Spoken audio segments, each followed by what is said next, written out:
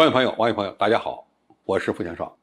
据澳大利亚堪培拉时报报道，澳大利亚国防部长彼得·达顿近日发表了一系列的惊人言论，竟然将中国的崛起与20世纪30年代德国纳粹相提并论。达顿是在澳大利亚和美国商会举办的一场活动上做上述表态的。他认为中国的地缘政治气候与上世纪30年代如出一辙。而我们都知道，在上个世纪30年代的时期，德国纳粹势力抬头，以及日本开始侵略中国。达顿还放肆地宣称，中国从基于秩序的全球规则中受益了几十年，现在却在破坏这一秩序。澳大利亚正在努力应对的区域环境，要比第二次世界大战结束以来的任何时候都更复杂，更难以预测。最近，澳大利亚一些政府官员连续发表了一些不当的言论，尤其是耸人听闻地提出中国与澳大利亚之间有可能爆发战争的言论。但是，把中国比作纳粹，这还是第一次。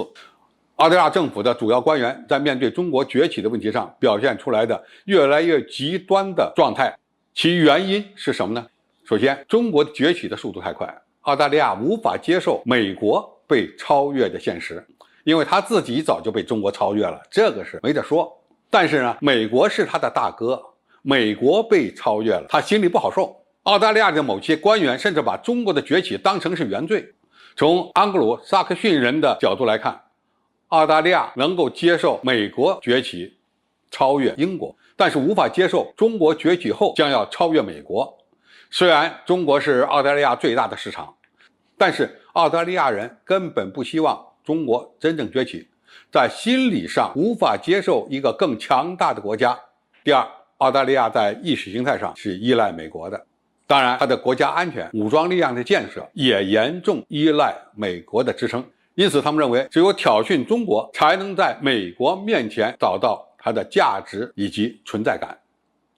澳大利亚是一个面积比较大，但是人口只有2000万人的中等国家，在安全问题上一直依赖美国。几十年来，澳大利亚军队几乎参与了美国发起的所有局部战争。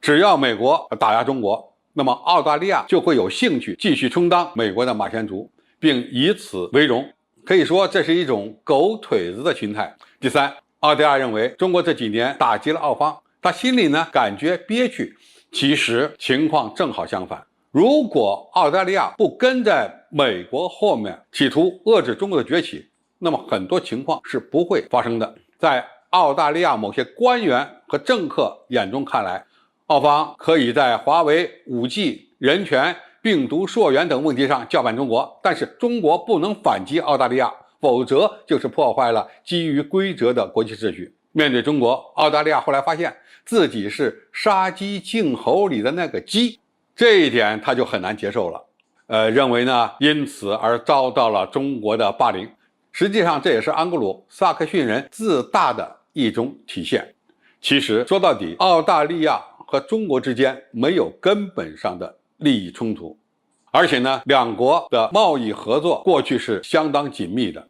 发展中国和澳大利亚之间的经济合作，得到好处更多的不是中国，而是澳大利亚。这个现状和前景，其实有脑子的人稍微想一想都能明白。因此，奉劝某些澳大利亚政客不要在中美关系方面呢选边站，不要跟在美国某些政客后面跳脚、挑事儿、挑衅。双方只有加强合作，才是最好的前景和出路。第四，澳大利亚认为他们离中国很远，对铁矿石等原料呢又是刚需，他根本不惧怕中国。澳大利亚政府的某些官员之所以敢不断地挑衅中国，就是认为中国离他们很远，根本就没有力量可以威胁到澳大利亚。